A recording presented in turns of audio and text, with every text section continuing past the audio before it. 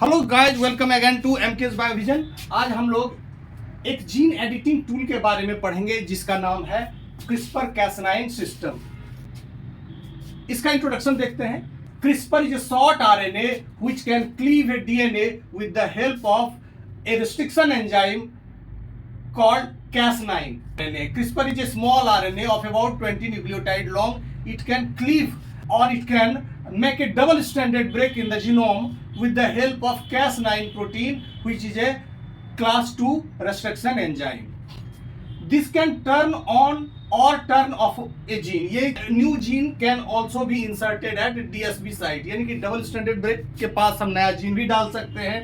The process is collectively called genomic editing. This can be done in living body of the plant and animal. This tool is extensively used for editing eukaryotic genome. CRISPR-Cas9 system naturally exist in bacteria. अभी ये है कि eukaryote में इसका इस्तेमाल editing में होता है, लेकिन बैक्टीरिया के अंदर ये नेचुरली मौजूद रहता है, पहले से ही मौजूद रहता है। आखिर बैक्टीरिया के अंदर ये क्या करता है?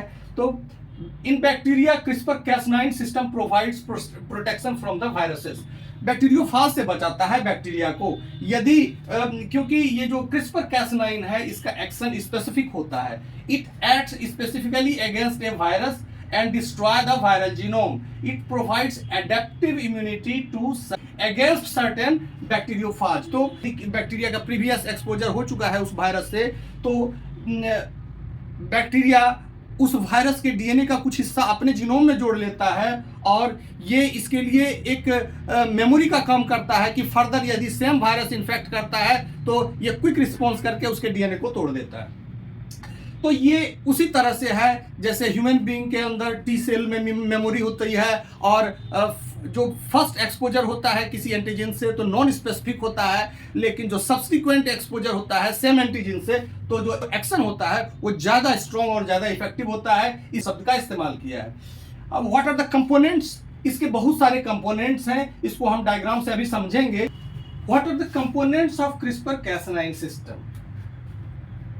तो CRISPR का फुल फॉर्म है clustered regulatory interspersed short palindromic repeat, यानी कि ये बैक्टीरियल जीनोम जो एक सर्कुलर जीनोम है उसके अंदर CRISPR जीन में ये पैलिंड्रोमिक रिपीट्स पाए जाते हैं। इसके साथ इसमें स्पेसर पाए जाते हैं जो कि प्रीवियस किसी वायरस के डीएनए का ही हिस्सा होता है। स्पेसर क्या होता है? Spacer DNA is part of viral DNA, जो इस डीएनए को बैक्टीरिया अपने जीनोम के साथ इंटीग्रेट कर लेता है।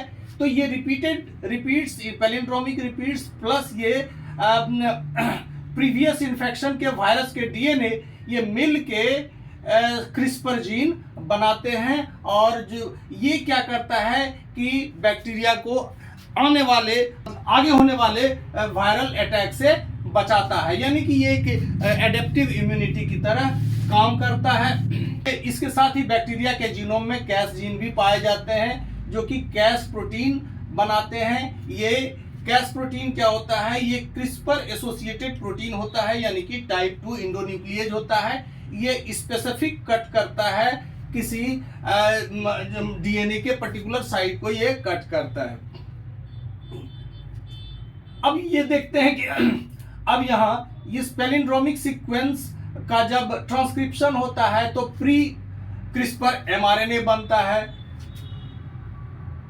तो प्री CRISPR RNA में हम देखते हैं 3 वायरस का डीएनए है, साथ ही 3 रिपीट्स हैं। तो एक रिपीट्स के साथ एक वायरल डीएनए एक स्पेशल रीजन अलग हो जाएगा with the help of RNase 3 इसको क्लीव कर देगा, यानी कि यहाँ 3 जोन है तो 3 रीजन बनेंगे। CRISPR RNA के 3 रीजन बनेंगे और साथ ही ये जो CRISPR RNA है इसको साथ ये मिल जाएगा ट्रेसर RNA यानी कि trans activating CRISPR RNA।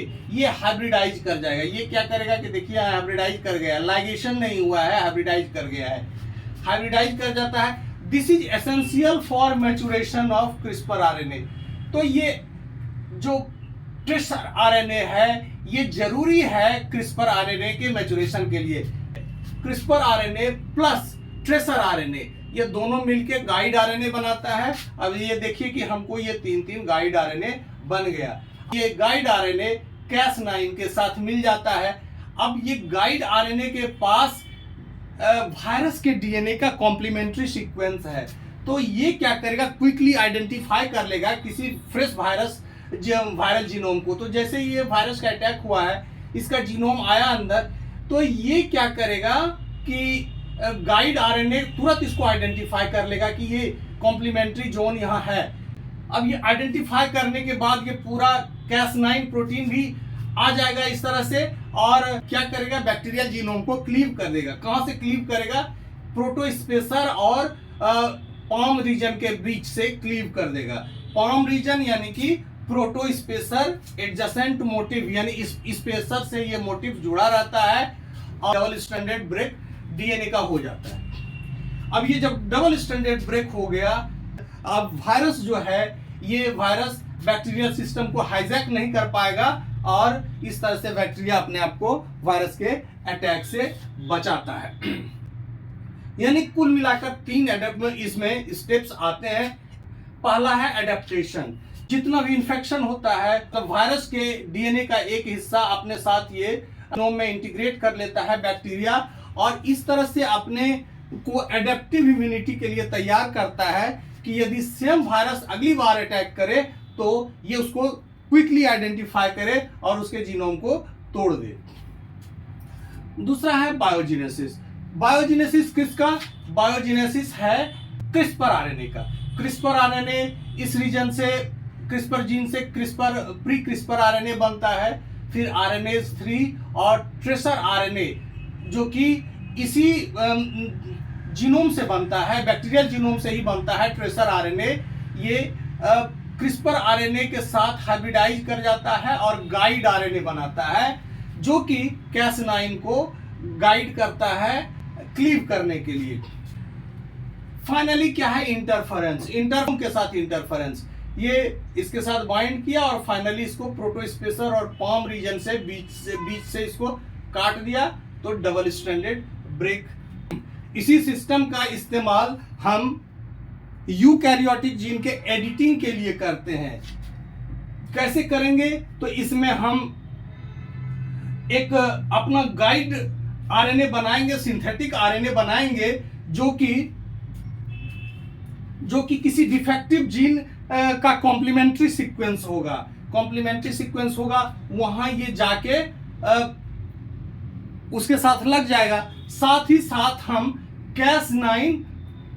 Cas9 इंडोन्यूक्लिएज को भी उस टारगेट साइट पर पहुंचाएंगे जो इस गाइड आरएनए के साथ बाइंड करके उस पर्टिकुलर साइट को तोड़ देगा। यानी कि एडिटिंग के दौरान हम बाहर से Cas9 प्रोटीन उस पर्टिकुलर साइट तक पहुंचाएंगे और आरएनए वहां ऑलरेडी है और CRISPR-9 की मदद से पर्टिकुलर डीएनए साइट को क्लीव कर देता है। क्लीव करने से क्या होगा, या तो कोई जीन टर्न ऑफ हो जाएगा या फिर इस जगह पर हम कोई नया जीन डाल सकते हैं। एडिटिंग में कैसे इसका इस्तेमाल होता है, इसको हम लोग नेक्स्ट पार्ट में पढ़ेंगे। Okay, thank you, bye bye.